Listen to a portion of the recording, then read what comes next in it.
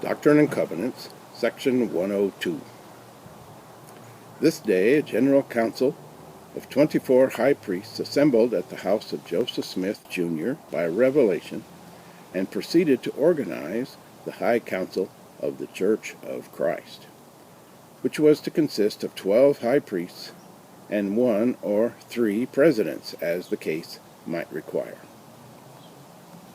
The High Council was appointed by revelation for the purpose of settling important difficulties which might arise in the church, which could not be settled by the church or the bishop's council to the satisfaction of the parties.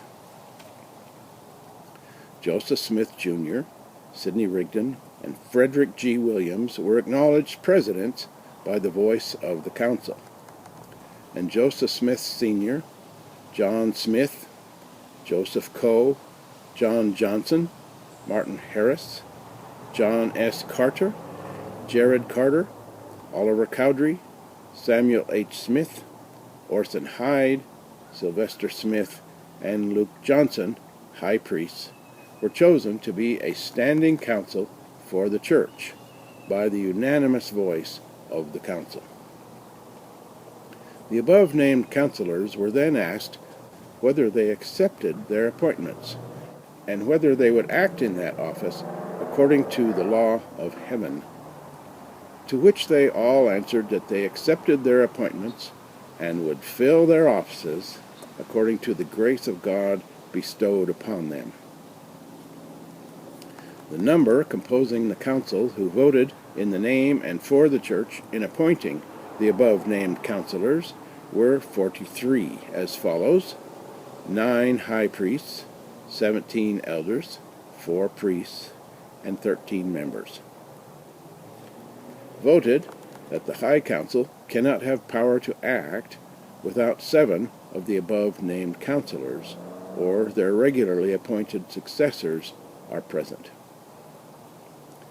These 7 shall have power to appoint other high priests, whom they may consider worthy and capable to act in the place of absent counselors. Voted that whenever any vacancy shall occur by the death, removal from office for transgression, or removal from the bounds of this church government of any of the above-named counselors, it shall be filled by the nomination of the president or presidents, and sanctioned by the voice of a general council of high priests, convened for that purpose to act in the name of the church. The president of the church, who is also the president of the council, is appointed by revelation and acknowledged in his administration by the voice of the church. And it is according to the dignity of his office that he should preside over the council of the church. And it is his privilege to be assisted by 2 other presidents, appointed after the same manner that he himself was appointed. And in case of the absence of one or both of those who are appointed to assist him, he has power to preside over the council without an assistant. And in case he himself is absent, the other presidents have power to preside in his stead, both or either of them. Whenever a high council of the Church of Christ is regularly organized according to the foregoing pattern, it shall be the duty of the 12 counselors to cast lots by numbers, and thereby ascertain who of the 12 shall speak first, commencing with number 1, and so on in succession to number 12. Whenever this council convenes to act upon any case, the 12 counselors shall consider whether it is a difficult one or not. If it is not, 2 only of the counselors shall speak upon it, according to the form above written. But if it is thought to be difficult, 4 shall be appointed, and if more difficult, 6. But in no case shall more than 6 be appointed to speak. The accused, in all cases, has a right to 1/2 of the council to prevent insult or injustice. and the counselors appointed to speak before the council are to present the case, after the evidence is examined, in its true light before the council, and every man is to speak according to equity and justice. Those counselors who draw even numbers, that is, 2, 4, 6, 8, 10, and 12, are the individuals who are to stand up in behalf of the accused and prevent insult and injustice. In all cases, the accuser and the accused shall have a privilege of speaking for themselves before the council, after the evidences are heard, and the counselors who are appointed to speak on the case have finished their remarks.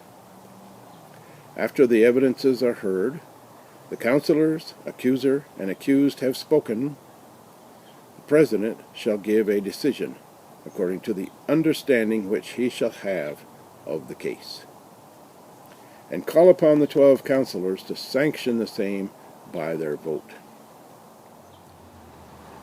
But should the remaining counselors, who have not spoken, or any one of them, after hearing the evidences and pleadings impartially, discover an error in the decision of the president, they can manifest it, and the case shall have a rehearing.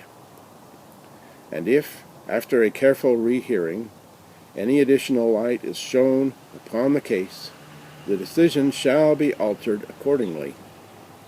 But in case no additional light is given, the first decision shall stand, the majority of the council having power to determine the same.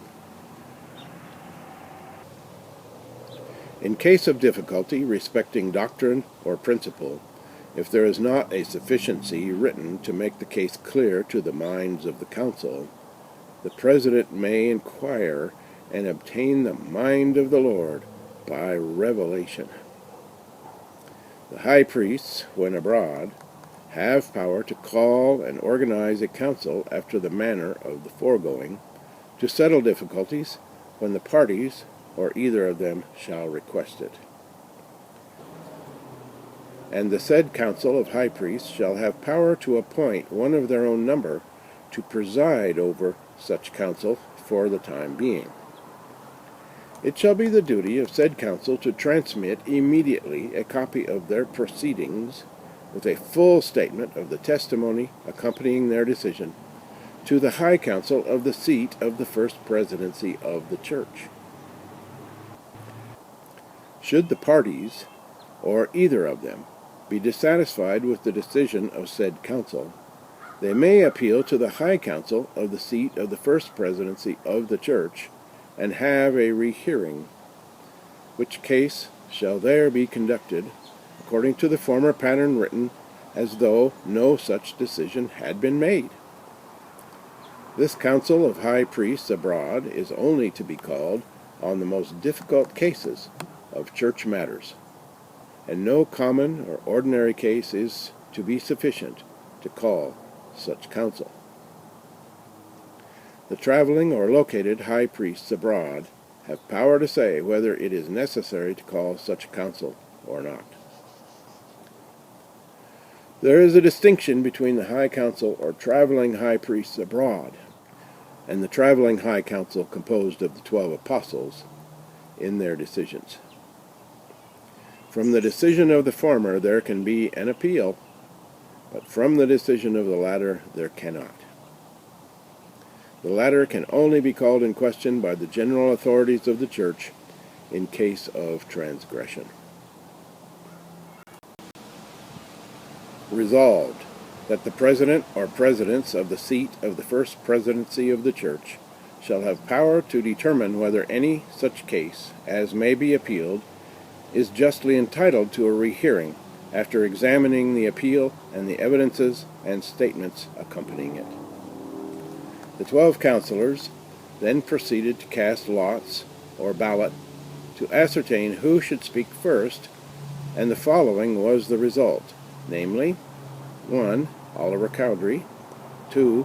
Joseph Coe, 3. Samuel H. Smith, 4. Luke Johnson, 5. John S. Carter, 6. Sylvester Smith, 7. John Johnson. 8. Orson Hyde. 9. Jared Carter. 10. Joseph Smith, Sr. 11. John Smith. 12. Martin Harris. After prayer, the conference adjourned. Oliver Cowdery, Orson Hyde, clerks.